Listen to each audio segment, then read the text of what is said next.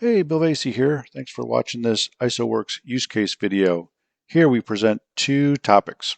First, we'll update drawing tables from the ISOWorx palette. Second, we'll update drawing tables from Excel workbooks. From the StageGate tab, double-click on a drawing to open. Once open, we will collapse the list of drawings and open the report editor and click on the BOM. This BOM is identical to the table in the drawing.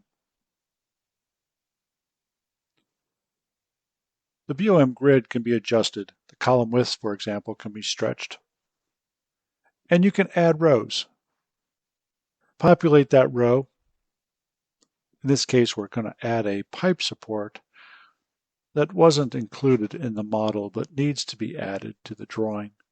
This gets the text into the bill of material.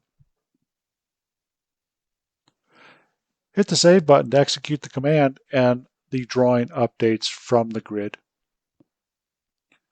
We can browse to the Work in Progress folder where the drawings and the Excel workbooks reside, open the BOM workbook, and see that that new row, item number 7, was added as well.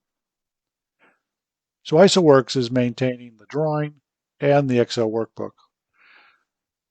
But if we modify the workbook at this point, we'll modify the description, add the word coded, save the workbook. When we return to the palette, we can refresh, and the new long description comes in from the workbook. Make the save, and it'll update the drawing.